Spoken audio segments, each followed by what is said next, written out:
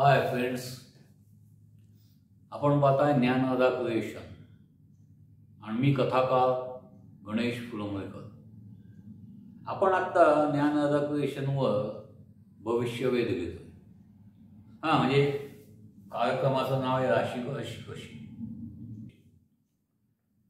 आपण त्यांना वेगवेगळ्या ग्रहांचे सध्या थोडीशी माहिती देतोय.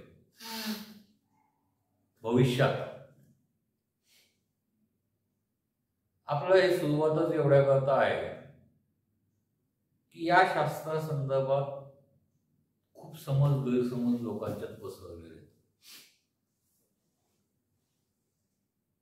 आणि कदाचित आता मी जेवढं वाचलंय, मला जेवढं लक्षात आलं, त्यातनं जर समजा मी जी विवेचना करतोय त्या विवेचनांना कदाचित एखाद्या वेळेला असं होऊ शकतं की तुम्ही तुमच्या एखाद्या परिस्थितीबाबत अंदाज बांधू शकता की हे का घडत आहे. जनरली आपल्या जन्माच्या वेळेला आकाशाच्या मध्ये ग्रहस्थितींचा असलेला नकाशा याला कुंडली म्हणतात.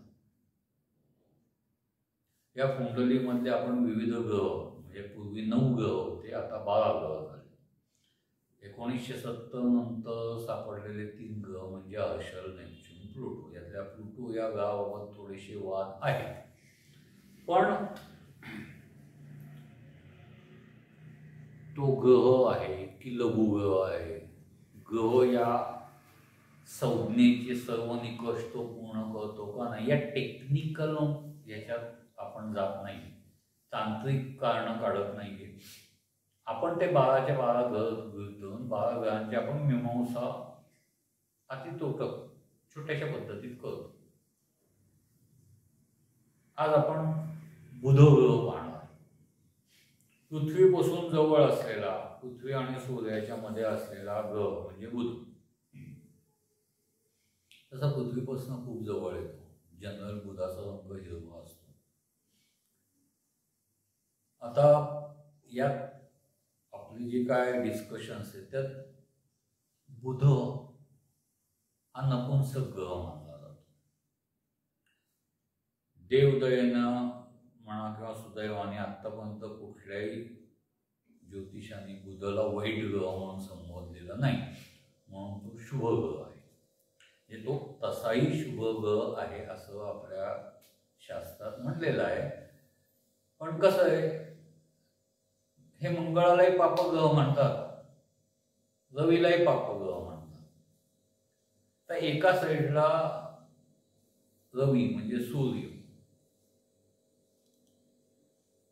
जो आपल्याला दिवस देतो, जो आपल्याला, आपण त्याला राजा म्हणतो,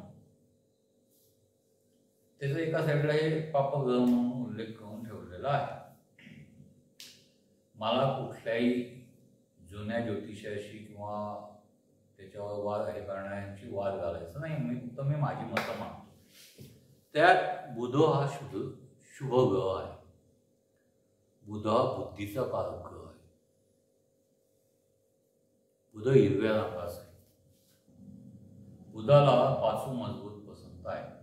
याचा अर्थ सरसकट कोणी पाचू वापरावा असं मी सांगत नाही. मी मुळात खडे वापरण्याच्या विरोधात आहे. अगदी गरज असेल त्यावेळेला याचा खड्याचा, कारण एक लक्षात घ्या, ज्योतिषशास्त्र आणि डॉक्टरी व्यवसाय बरंच साम्य आहे. ज्या वेळेला आपलं व्यवस्थित चाललेलं असतं ना, त्यावेळेला आपल्याला ज्योतिषाची आठवण येते. आपण जेव्हा अडचणीत येतो त्यावेळेला आपण ज्योतिषाकडे जातो. तसंच जेव्हा आपण बरे असतो ना, तेव्हा आपल्याला डॉक्टर आठवत नाही. आणि जेव्हा आपल्याला ताप येतो ना अंगात, अगदी 100 पर्यंत ताप आलाय, अंग ठणकतंय, दुखतंय, घसा दुखतोय, लगेच आपण डॉक्टरचे पाय धरायला धावतो. आणि त्या डॉक्टरशी बोलताना खूप दिवसात भेटलो नाही डॉक्टर, आपण कसं आहे ना, असं त्याच्याशी जवळीक दाखवत औषधं येते घेऊन बाहेर पडतो. तसंही तो तेवढ्या करताच बसलेला असतो. तुम्ही जवळीक दाखवणार, तपासणार, इंजेक्शन मारणार, 4 दिवसाच्या औषधं लिहून देणार, कारण तो जनरली ताप व्हायचा असतो, त्याच्याकरता 4 दिवसाचा डोस घ्यावाच लागतो. तो डोस घेतल्यानंतर तुम्हाला विकनेस येणार. पण गंमत बघा, मी माझ्या आत्तापर्यंतच्या आयुष्यात असं एकही लग्न बघितलेलं नाही की ज्या लग्नाला त्या दोन्ही फॅमिलींपैकी कुठल्याही फॅमिलीचा फॅमिली डॉक्टर हजर आहे. जवळचा आहे ना तो, मग तुम्हाला लग्नात का त्याची आठवण येत नाही? कारण अडचणीत आपल्याला तो आठवतो. जसं अडचणीत ज्योतिषी आठवतो तसा आजारीपणात डॉक्टर आठवतो.